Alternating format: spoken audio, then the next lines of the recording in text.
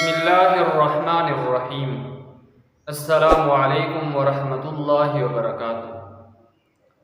میرے عزیز دوستوں اور بھائیوں، ایک انسان ہے جو 5 وقت نماز بھی پڑھتا ہے، ذکر اذکار تلاوت بھی کرتا ہے، لیکن ایسے ایک خفیہ گناہ میں ملوث ہیں کہ اللہ کے سوا کسی کو پتہ نہیں، پریشان بھی ہیں لیکن پھر بھی اس گناہ سے نہیں بچ سکتا۔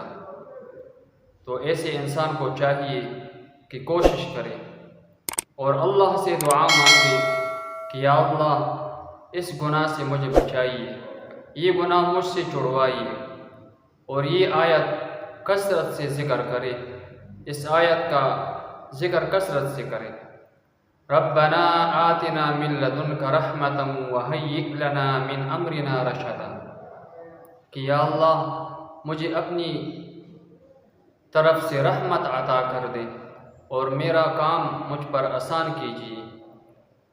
تو یہ آیت کثرت سے پڑھا کرے اور اللہ سے دل سے دعا مانگے، کیونکہ یہ انسان جو ہے اللہ سے لگاؤ رکھتا ہے دل میں، لیکن نفس کے ہاتھوں اور شیطان کے ہاتھوں مجبور ہیں کہ گناہ سے نہیں بچ سکتا۔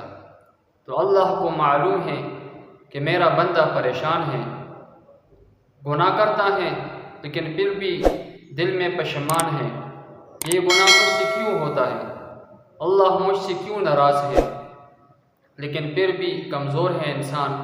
تو اللہ سے دل سے اور یقین سے معافی مانگے کہ یا اللہ یہ گناہ مجھ سے چھڑوا دیجیے، میں بہت کمزور ہوں، بہت لاچار ہوں، مجبور ہوں، میں گناہ سے آپ کے رحمت کے علاوہ نہیں بچ سکتا۔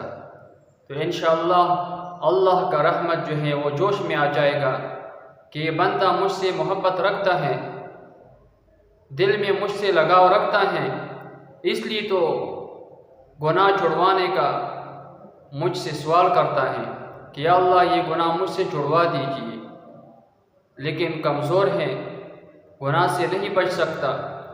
تو اللہ جل شانہ اس کو اپنی رحمت سے بچائے گا پھر۔ اور اس کے ساتھ ساتھ روزانہ 313 مرتبہ استغفار کرے، اپنے گناہوں پر ندامت کرے، اپنے گناہوں پر استغفار کرے، استغفر اللہ ربی من کل ذنب واتوب الیہ، کہ یا اللہ میں توبہ کرتا ہوں تمام گناہوں سے اور آپ کی طرف رجوع کرتا ہوں۔ جو اللہ سے جب ہم مانگیں گے تو اللہ جل شانہ ضرور دیں گے۔ اللہ جل شانہ خود فرماتے ہیں کہ مجھ سے مانگو، وقال ربکم ادعونی استجب لکم، کہ تم مجھ سے مانگو میں تمہاری دعائیں قبول کروں گا۔ اللہ تعالی ہمیں گناہوں سے بچائے اور نیک عمل کرنے کی توفیق عطا فرمائے۔